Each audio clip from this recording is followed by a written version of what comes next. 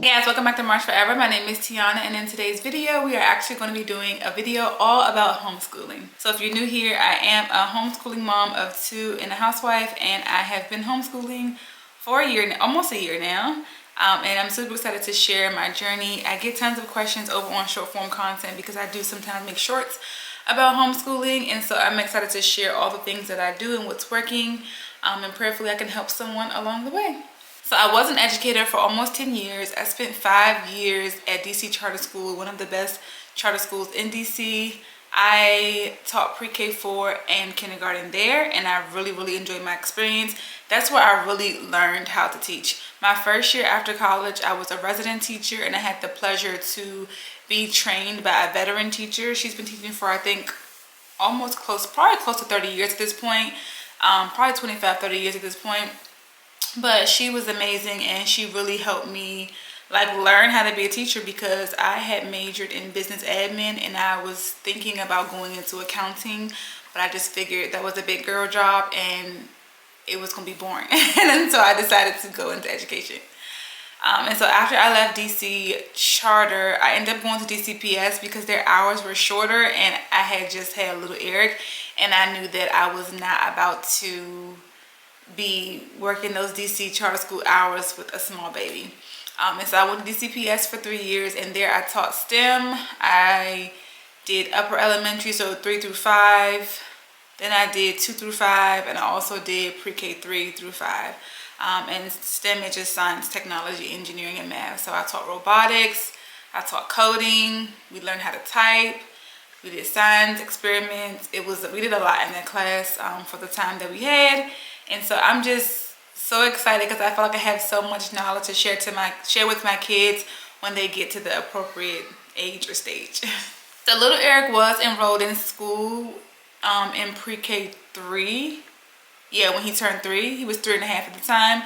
And we put him in a private Christian school, and overall this wasn't a good experience. He did not transition well. It was overstimulating for him. And by the end of his time there, which was only 2 months, they were trying to say he needed special education services, which I was like, hold on, wait, how did y'all determine he needs special education and y'all have only been knowing him for 6 weeks? Not even 6 weeks. It was at the 3-week mark, and it was what? I've known my son for 3 years, and I've been an educator. I'm well aware when a child needs special education services. I have referred students who really need it. But I'm also one of those parents or teachers that I'm not requesting that immediately. You have to show me for a long period of time that's what you need. You know what I mean? We're going to try everything before even going that route. And y'all haven't tried anything in 4 weeks or 3 weeks, however many weeks it was. It was just very overwhelming, and it was causing me to be extremely anxious. I was so depressed about it. At one point, my doctor had prescribed me medicine because it was just getting so bad. I was overworking out because that was the only thing that can calm me down. It was just a bad experience for everybody. And so I ended up putting him in a daycare. It was a great experience. It felt very it was at a facility, but it was very homey. Everyone just felt like family, and he fit right in. And when he was having a rough time, he had another teacher that he was really close with and would just go to her, and it just worked out. They were able to cater to him and really help him adjust because he was a COVID kid, and it was his first time in an environment with this many kids. He had never really had a birthday party or anything because we were still operating in COVID times well after COVID was over, okay? And so we put him in that school. He did really well, but I figured by the time he goes back to traditional school setting, whether that's private or public, we will potentially have the same issue if he has trouble adjusting again. And that's just very difficult for the child and the parent. I have been the teacher in those type of situations, and it's very difficult because the parents are at work and there's really nothing they can do, right? And the child just kind of has to fit in, and when they're forced to, they get lost a lot of times because general education just doesn't work for every kid, and I just didn't feel like it was going to work for him at all. And if it doesn't work for a particular kid, it hurts them academically, and that just wasn't a risk I was willing to take with my child. So that's how we got here. I never ever in a million years thought I would be a homeschooling parent. I planned on going back to work. I just wanted to be in education in a different capacity, not in the classroom, but it just didn't work out that way. And I said, okay, if anyone's going to teach my child, it's going to be me, and I know that I can give him all that he needs and more. So when you want to get started with homeschooling, I always say the first thing you should do is go on your state or county website and figure out the goals or standards associated with that child's grade level. So my son is currently in pre-K 4, so I haven't really done this step yet because pre-K 4, pre-K 3 is usually like a play-based curriculum or play-based learning, and the kids have a playroom, so I just let them freely do whatever. But this past month, I did go on the website to see specifically what their end of the year kindergarten goals were, because he will be starting kindergarten in August. Yes, in August he'll be starting kindergarten. Now, even though I didn't look at the standards or the end of the year goals for kindergarten, I was still teaching him because I taught pre-K 4 in kindergarten, so I know the things he needs to know to be prepared for kindergarten. And I just wanted him to be more ahead than behind, because I really didn't know, okay, are we going to homeschool for the long haul? Are we going to go to homeschool for a couple of years? You really don't know until you know, and I just wanted him to be more prepared. I want him to be more prepared than unprepared. So we have been learning a lot, so I'm going to share all that as well. So the first thing you want to do is go on your state or county website to figure out what their end of the year goals are for that particular grade level. And this is my first time doing it. I was just teaching him things that I knew he needed to know to prepare for kindergarten. But now that he'll be starting kindergarten in August, I wanted to go on there and just see what other things that maybe he's missing or he should know. Now, it's not going to tell you what they should know entering the grade, most likely, because in kindergarten, you really don't have to know anything. You really don't. There was no beginning of the year goals for kindergarten when I was teaching, because your child doesn't have to do pre-K 3 and pre-K 4. In DC, most families did because it was free and it was easier to access. But you don't have to know anything. But the kids, I will say, who come in knowing absolutely nothing, it's more difficult for them to reach those end of the year goals, and you'll hear why. So think about a child coming into kindergarten knowing absolutely nothing. Okay, I also did add some things here because some of them weren't explicitly laid out on this form, which also made me scared. Like, is my child not going to learn those things if they go to this school system? Like, that's a little alarming. Okay, so let's start with literacy, which is also reading or ELA. Okay, so it says, name and write all uppercase and lowercase letters. Match letters to sounds, including vowels. Use letters, sounds, and other strategies to figure out unfamiliar words when reading and writing. And that means like, okay, if you're reading a book and it says, this is the cat, right? You might not know how to read cat in the very beginning of kindergarten, but you should be able to see C. C makes the k sound. What could this be? This could be k, and then the picture will also help you, and you can figure it out that it's a cat. Okay, like that, okay? Identify words that rhyme. Read common words such as the, of, you, are, she, and my. Those are sight words or high frequency words. It doesn't say how many they should know, but I believe when I taught DC Charter, the end of the year goal was 75, I think. But for little Eric, my goal is 100 for him, high frequency and or sight words, because there are some sight words that are not considered high frequency and vice versa. So some sight words might be like, I'm trying to think, what's a good sight word? Like, okay, the is a sight word, but it's also a high frequency word. You're always going to see the in a book, right? Said is a sight word. You're not going to always see it in the book. So it can or cannot be considered a high frequency word. It just depends. It says identify parts of a book. So how to read a book from left to right, top to bottom. Identify characters, settings, and major events. Recognize person, place, and things. Use a combination of drawing and speaking and writing. Write simple sentences. So imagine a child coming into school not knowing anything, but by the end of it should be able to write a simple sentence that begins with a capital letter and ends with a punctuation mark. Okay, that's a big jump.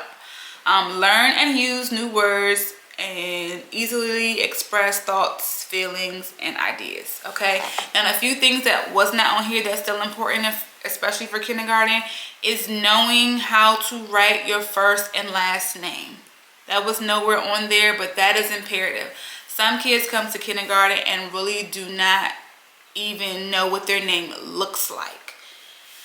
This is no judgment. I'm just really sharing from personal experience. So make sure that your kids have their name plastered in their room or their space. They should know what their name looks like. You will be surprised. There are several kids who do not know what their names look like the first time they're really like seeing it and knowing that's what it is when they come to school. And so definitely practice writing their first and last name. Now we practice Eric's first and last name by using one of these index card books. And what I would do is write his name for him in like a very fine point pen, and he would trace it. We did that for a few months. Okay, he would just trace his name, his first and last name. His name is only 9 letters total, so it's a pretty short name. So we were able to practice every single day. Now after we practiced for a couple months of me first writing it, I just stopped writing it all together just so he could write it on his own. He can look at it still if he needed to, but he would write it on his own. And that was mainly for us to practice spacing, and that's something he's still focusing on today. Like sometimes he's able to get his whole last name, sometimes he can only get the first 4 letters. It just depends. But yeah, I have him practice every day even though he knows how to write it, because at this point he's practicing writing, he's practicing the spacing of his letters. Okay, so yes, name writing. What else did they miss? I talked about the missing sight words. Now there are several sight word lists. I will use Pinterest. Pinterest is a great resource, as well as just Google. Like you can Google what are the top 100 sight words. That is so important. That they know those sight words, because kids need to be reading decodable books, and I will share that with you guys. Kids need to be reading decodable books, and in decodable books are mostly sight words. They also need to be, I think it did say something about identifying, it said identifying letter sounds and other strategies to figure out unfamiliar words. Not that one. I don't see it on here, but they need to be able to identify parts of a word. So the beginning, the middle, and the end. So you can play CVC games to help kids be able to isolate the beginning, the middle, and ending sounds, because kids need to learn how to listen for a specific part of a word. If you say cat, they need to know that the first sounding cat is k. When you say cat, they need to know the last sounding cat is t. When you say cat, they need to know the middle sound in cat is a. They need to be able to identify parts of a word. That's going to help them to blend, and that's going to help them to spell. So when you say cat, they need to be able to write those sounds down in order. So teaching kids how to identify certain parts of a word, or all parts of a word, is very, very, very important. That's going to help them learn to spell and to read. I didn't see anything about spelling here. I know that this is just like general, and on these documents sometimes you'll see CCSS or Common Core Standards or Common Core State Standards, I think, and that's basically just breaking down the different skills. And if it does that, that's great, and don't get overwhelmed. It might just show you like an overarching theme and then break it down in Common Core Standards, so you know the things the kids need to learn in order to learn their overarching skill. So let me show you guys how I teach little Eric letter sounds and sight words. I usually make my own worksheets. If you guys want these worksheets or resources, let me know. And I'm thinking about making something on Canva and just putting it on Teachers Pay Teachers, and you guys can just download it all there. And so I'll usually have a flashcard, and I'll show him the flashcard. Okay, I prioritize the letter sound over the letter name. Like I might say, this is the letter A, and A makes a. that I'm really focusing on the sound that it makes, not the letter. Because when you are teaching how to read, you're not going to say, okay, what's this word say? C-A-T. No, you should say k-at. So focusing on letter sounds is way more important than teaching letter names, okay? So I'll have a lowercase letter, I'll have an uppercase or uppercase letter and a lowercase letter, and then I'll have him trace it, and then he'll write it himself. He'll write the lowercase here, uppercase here. Sometimes I'll have him paint it, or he'll have the Play-Doh and he'll make it, or he'll just have a crayon and he'll do it that way. And so we like to do things with different modalities, which is like just different methods, different ways, but learning the same skill, okay? I do the same thing when I do sight words as well. Do I have a sight word one? I think I have one he's already completed. So for example, this sight word is was. Okay, so I'll write it, have him trace it, and then he'll write it himself. Now that he's at the point where he can blend, I will have him blend the word if he can. Like we can't blend we can't really blend was. But we can blend a sight word and. Okay, we can blend that. We can blend can. Right, so now that he can blend, I will help him to blend, or I will prompt him to blend. But if he cannot blend the word, I will just say W-A-S, that says was.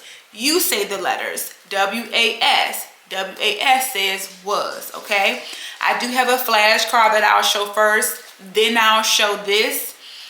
Then I will show another flashcard. It's like a blue one that I put in his playroom.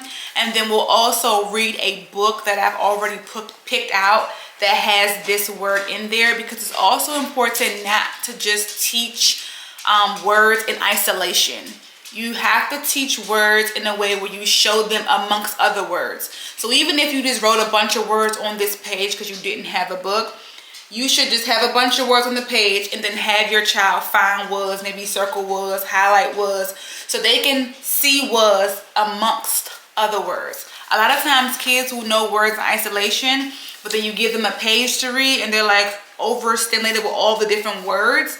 So they need to be able to identify words among other words, okay? Once your child learns all the letter sounds, I like to create a board, something like this. That way we can go through and, you know, just practice this letter sounds with automaticity. When a child sees a letter, they need to immediately know the sound. That also helps with reading, because again, if the word is cat and your child doesn't really remember C, the k sound, it's going to be hard for them to blend the word. They're trying to figure out what the sound makes and then figure out how to blend the sounds, and blending sounds is very difficult. So it's very important for them to know their letter sounds with automaticity. So as soon as I point, you should be able to tell me the sound within 2 seconds. You really should. So practice, practice, practice. He knows all these and have known them for over a year now, and we still practice because I want him to get faster and faster and faster. Okay, and so then once he graduated from that and he started learning other sounds like digraphs and blends, I just put it on a blank sheet of paper in one of these plastic covers so it can last, and I started to just extend it. So I have the regular alphabet, but then I started adding some digraphs, S-H-T-H-C-H, some blends, and some special sounds as well, so that he could identify these in words. So like, for example, when I taught him "ite," I read a book. I think I read a light book, so he kept seeing "ite," and I wanted him to be able to see and recognize it in a book. And then on the opposite side, do the same thing with sight words. I just have them listed here because he already knows all the ones on the flashcards, and so it was just a lot trying to keep up with all the cards. And so I just wrote them down here nice and neat so I can keep track. And whenever we learn a brand new word, I just slip this right on out and write the word and add it to it, and we practice every single time we do homeschooling. We do homeschooling Monday through Thursday for about 30-35 minutes. Now that he's blending, it's a little bit longer, but Monday through Thursday, and that's plenty of time. Most kids in school really only get, like, I want to say less than 9 minutes of individual one-to-one throughout the whole school day. So 30 minutes of individual one-to-one is plenty. All right, so I wanted to share some decodable books. I will put the type of books on the screen or in the description. This company is Pioneer Valley Books. I love that company. I also, trying to think of the other company I really like their books from. Oh, I think it's this one. Oh, this is Pioneer Valley Books as well. So yeah, I really enjoy Pioneer Valley's books. They have really good books, and they also sell them in sets. So by the time my child comes in kindergarten, they're usually pre-reading or reading AA books, or like, you know, they may be able like to repeat a pattern in the AA book. Like, I like the cat, I like the dog, I like the balloon. But by the end of kindergarten, they should be reading a D-level book if the rules are still the same. And that is following, I believe, Fontes and Pinnell, which is F&P. That's an assessment. And so a decodable book is a very simplistic book that usually starts off, like I said, level A. This is with a simple pattern. So this pattern is the object is little. The object is little. And whatever the object is actually in the picture. So the child really is not going to be able to read this word yet, especially in the very beginning of kindergarten, but they'll be able to figure it out from the picture. So as a parent, you will read maybe the first 2 pages, and then let the child like pick it up and read. That is okay. That is called pre-reading, and that is so important because kids are learning how to turn the page from left to right. Kids are learning how to read from left to right. Kids are learning how to use the picture to help them read. Kids are using their finger to point to help them keep track of their reading, which is called one-to-one. So there are a lot of skills that kids are learning in the pre-reading stage that's going to help them advance when they read those more difficult books, okay? That was the A-level book. Now here is a B-level book, okay? It has a few more words on the page. I am in the treehouse. Okay, treehouse is tricky because in some books you'll see it as one word and you'll get 1 point, treehouse. But in this book, it's separated into 2 different words, so it's going to be treehouse. Okay. So that's that. And let me find a difficult, or let's see. This is a more difficult B-level book. Come and look at the dolphin. The dolphin is big. Okay, so by the time they're in, you know, like the end of the first quarter, they should know all these words. Come and look at the is. They should know big. But the word dolphin, they should be able to say, ooh, what's that? Oh, that's a dolphin. Okay, that's the goal for that. And then let me see if I have a super advanced book. I have an E-level book, because I think in kindergarten the highest kid I ever taught was reading an I-level book, which was like insane. But this one is called The Lights Are Out. Remember I said I taught him IT. I would read this book to him because he wasn't reading this level yet. Okay, he's still not reading at this level yet, let me be clear. It says, there is a big storm outside. Oh no, the lights are out. So a lot more sight words, a lot more words that you really just have to like see and know. Like you might know out, you might know side, but if you don't, that's a tricky one. Storm, that's something you can blend. Oh no, we're adding in different punctuation marks. So, and then some of these books actually have dialogue, so they can get very tricky. All right, so we did sight words, we did decodable books, talk about letter sounds, making sure they know them with automaticity. Make sure you're teaching blends and diagrams and those special sounds. Now let's do graphics practice. So when children are writing, and let's say they're having difficulty writing, you just want to simply break it down, the different symbols in letters. I have this easel here. My parents got for the kids for Christmas. I love it. Got it on Amazon. Chunk has the, I think, orange and blue one, and V has the pink one. I like it because it has a chalkboard side as well as a whiteboard side. Both sides are magnetic. They also come with manipulatives for counting. They have magnetic letters and numbers. Dry erase markers comes with it. a dry eraser, chalk, the whole nine. I really like it, okay? So let's say Eric, his first letter, his name is E, okay? Or this E, okay? He's having difficulty writing these letters, okay? So let's start from the very beginning, before, like when a child first picks up a marker or crayon. We can start by just making very simple strokes, like top to bottom, up and down. Top to bottom, up and down, up and down, up and down. You want to have some type of narration or whatever they're drawing, okay? Now, we did this for a few days. Let's practice left to right. Left to right, left to right, left to right, left to right. Now let's put up and down right on top of it. Up and down, up and down, up and down, up and down.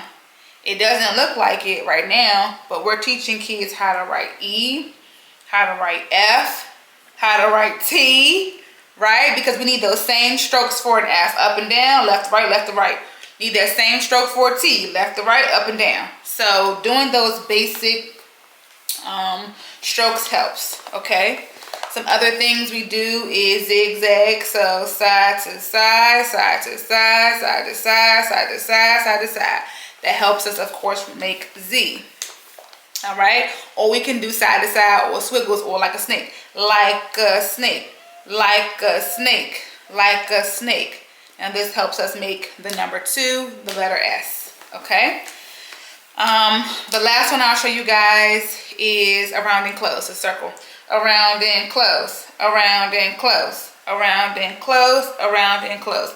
Now, believe it or not, my son, when he's writing, even though he can write the letter, he still likes to narrate it to remind him of the different strokes he needs. And you need this to make a head when you're making a stick man, you're making a 0, you're making the letter O, you're making a P. You need around and close, up and down. You need a Q, around and close, down, hook up. You know, so you need this for several different letters. For like P's and R's, like with hooks, I think I just do around and stop, around and stop, around and stop, around and stop.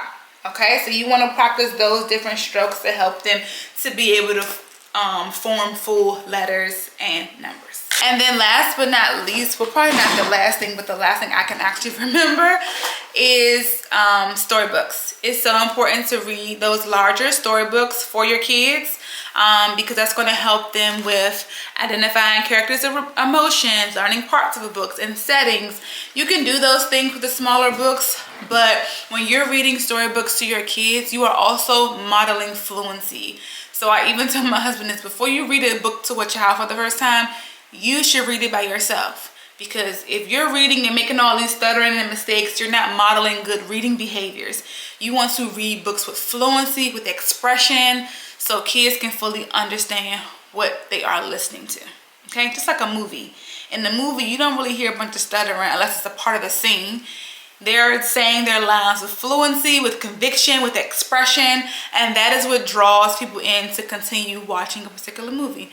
Do the same things when you're reading your books. I know I shared some print books with you guys. I think it was Pioneer Valley Books.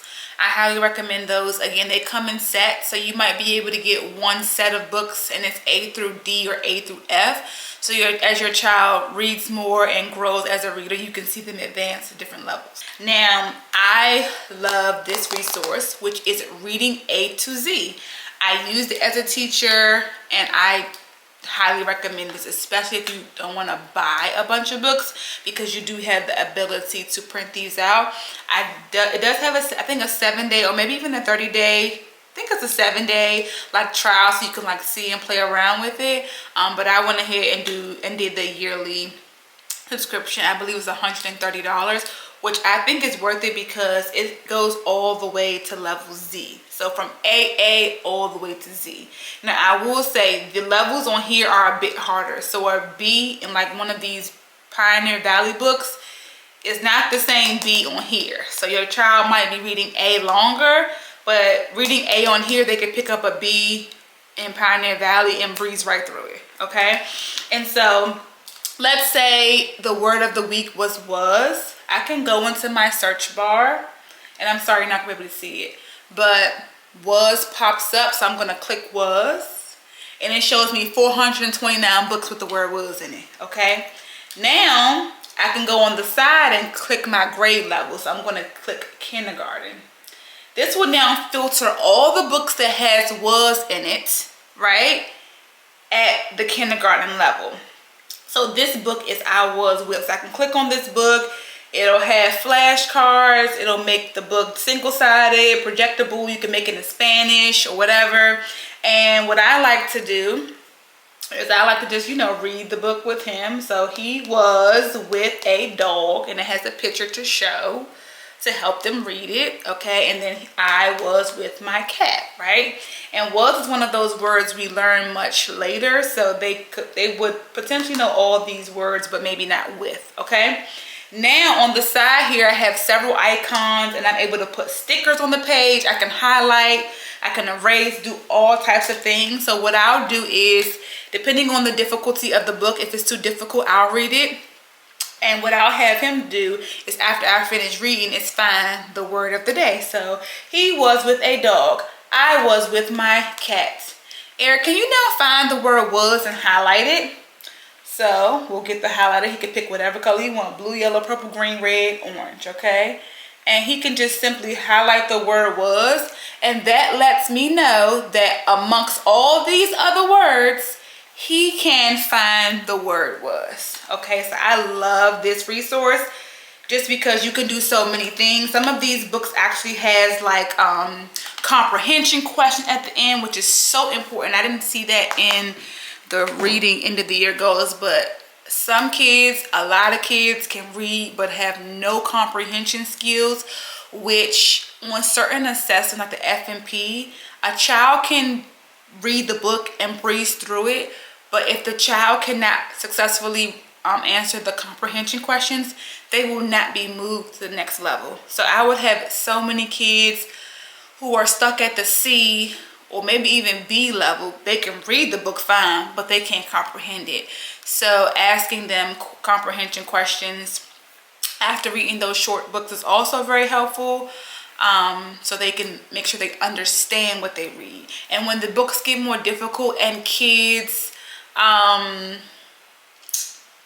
to like decode words more, meaning like trying to blend to read, that's when comprehension gets a lot more difficult, because they are focusing so much of their time on decoding and figuring out the words that they're not really processing what's happened, which is another reason why rereading books is so important. So you might read the first time just to figure out all the difficult words, but then read it again so you can really figure out what you read, and so that you can answer questions on what you read.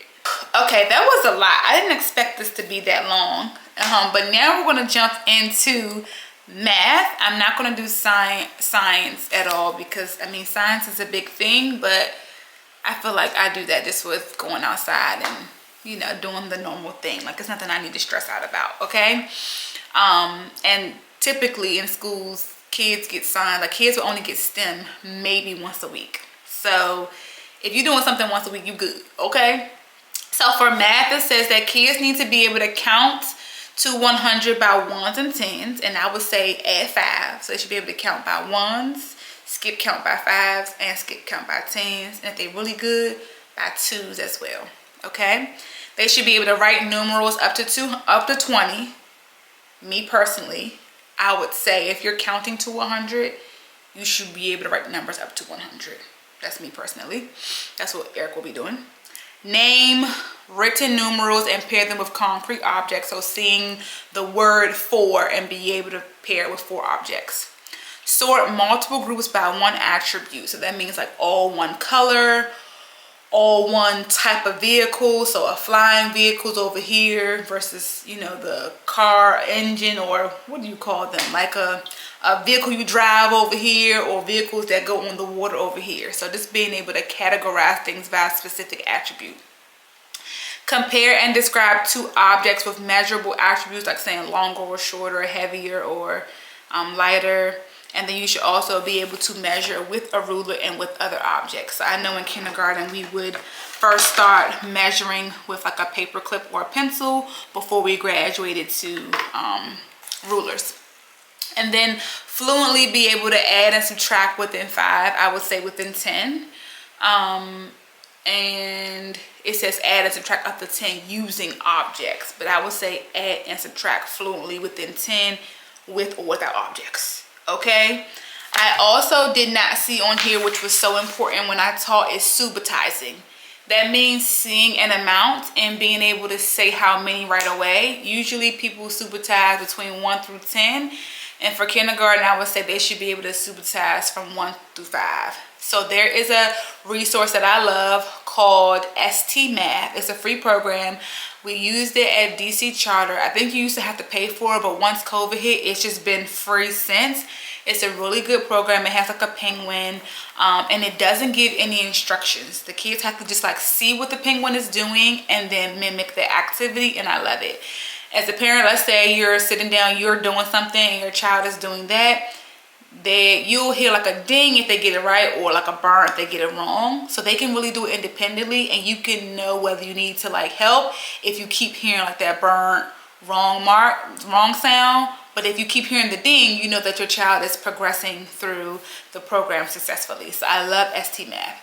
Another thing they need to be able to do is show that they understand cardinality.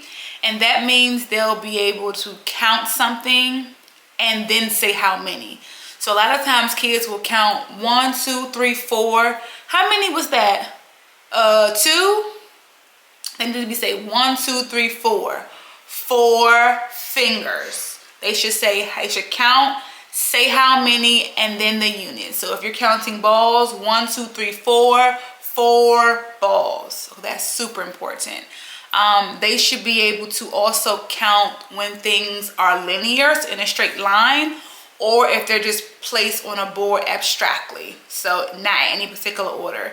They should be able to organize the objects in their mind to count and keep track, and be able to say how many and the units. Okay, let me give an example of subitizing really quick. Okay, I should be able to look at that. Can you guys see that? Let me make it bigger. Sorry. I should be able to look at that and say 3 without counting. Okay. Now, if I am instructed to count, I should say 1, 2, 3, 3 dots. Okay, that's linear. Now, let's say I can't subitize this. I need to count and figure out how many. A child should be able to organize this in their mind to figure out how I'm going to count. Either I'm going to go up and down and count and keep track, or I'm going to go from top to bottom to count and keep track. Or I might be able to use a marker or a pen if I have access to it and put a line over all the ones that I count. Whatever strategy they use is fine. They should just have a strategy to be able to keep track. Because some kids will go 1, 2, 3, 4, 5, 6, 7, 8, 9, 10, 12, 13. Then they keep going and don't know where to start. Okay? They should be able to go 1, 2, 3, 4, 5, 6, 7, 8, 8 dots. Or 1, 2, 3, 4, 5, 6, 7, 8. 8 dots. Okay? So they need to have a strategy to keep track of their counting. And this is important because when they have word problems, whether they're visual or they're just words, they need to have multiple strategies to be able to solve those successfully. There's a slip I usually have like this, but it has a number chart for 1 through 100. I do have him count on that every day. I like for him to look at the number and count. I forgot to say another skill is 1 to 1, and that is the same thing with reading. You're able to touch one thing at a time as you're counting, like you're able to touch one word as you read. That's a skill that translates to both subjects, but just as I show you guys and keeping track, that is 1 to 1. Oh, here it goes right here. Ha! Touching each number as they read. So 1, 2, 3, 4, 5. And that is how I like him to practice counting. And I like how the 10s are already in one line. So when he learns to skip count, it'll be super easy. And I think this is great for then when it's time for him to start writing numbers. He's been practicing looking and touching and counting for so long that it should be innate.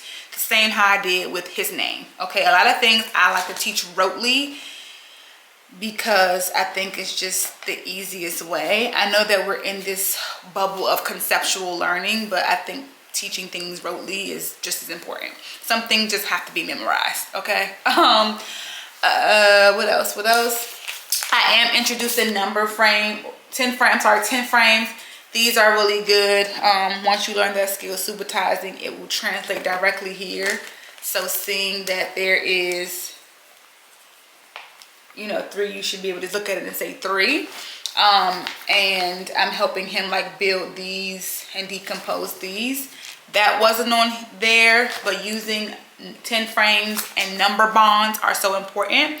In most schools, they're doing Eureka Math now, and Eureka Math is free on YouTube. Like when kids would miss school, we would tell parents, okay, just Google or YouTube this lesson, and the child would be able to, you know, catch up at home if the parent, you know, wanted them to access it that way. So definitely try Eureka Math. I'm not sure if you have to pay for like the organized program, but just play with it on YouTube and see if you can, you know, find some resources or videos to help you. There's some other games I'll just show you guys really quick that we use. I love this game here. I used this when I was in kindergarten. It's a game that allows you to sort, count, compare, and add. And it has 3 jars and all of these, you know, different shapes. You can also teach 3D shapes this way. And it comes with all of these cards. So it says let's count, and you have to fill up the different bins, different numbers. It says let's sort, so you're sorting by the colors. Then what's the purple one? The purple one is adding. It'll show you how to add. Okay, then it has the orange one, you compare. It shows you, yep, that, which I love. Okay, so this is a game that allows you to do a lot of different, but I personally love to purchase games that allow you to teach multiple different skills and lessons with the one game. Another one of the games I like, he just got for Christmas, is the CVC puzzle. I really like this. The puzzle is broken apart to the middle, well, beginning, middle, and ending sound. They can put them together and identify the different sounds. And then his godmom actually bought this, I think, for his 3rd birthday, and I love this game. And I love this one a little bit more than the CVC one because it has CVC words and more difficult words, like 4 sounds or 3 sounds, but like 4 letters. So like boot, boot. That's 3 different sounds, but it's of course B-O-O-T. And so because he's been learning those special sounds, we can practice, you know, including those when trying to spell out words. And with this game, you're able to actually cover the word and just show the picture, and then he can build the word. And so I usually give him maybe like 5 blocks so that it can kind of narrow down his options and allow him to build the beginning, the middle, and the ending sound. So I really do enjoy this game, and you can, like, you know, do different things to make it much more difficult or easier. So I think when we first started playing that game, I would build the middle and the end of the word and just have him find the beginning sound, or build the beginning and the middle sound and have him find the end sound, or build the beginning and the end sound and have him find the middle sound. So you can do several different things with that game. Love it. I'm trying to think, is there anything else I want to share that is missing? Let me look at my drawer. Oh yes, okay, I do have a couple more things to share. These crayons for when kids first start writing is amazing. I love these. It requires little to no pressure.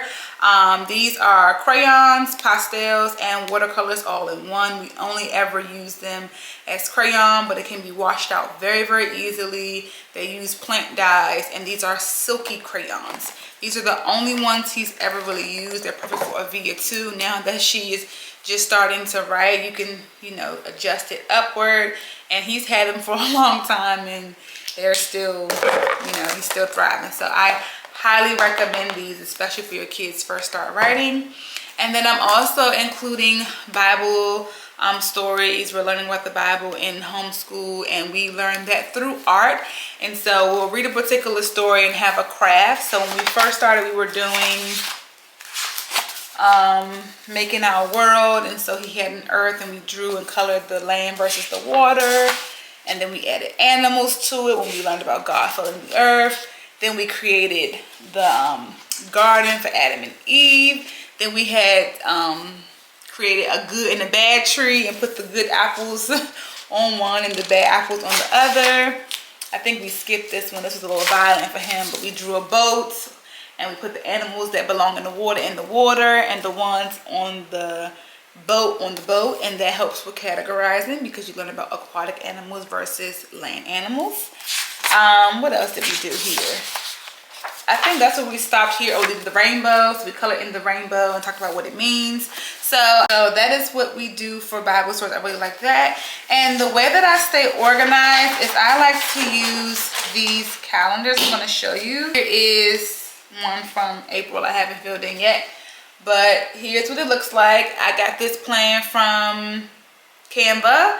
And then I just changed around the things I wanted to change. And so I have lesson plan, weekly calendar. I'll put the month and the dates.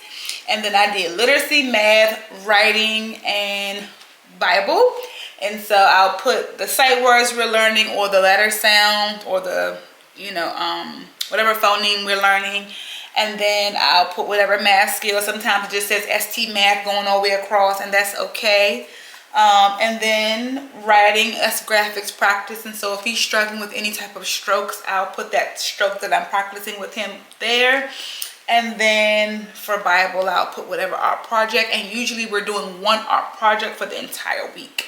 So we'll like read the story, then we'll like read the story and talk about it a little bit more and start an art project. And then like, let it extend for the entire week. So we're learning one Bible story a week.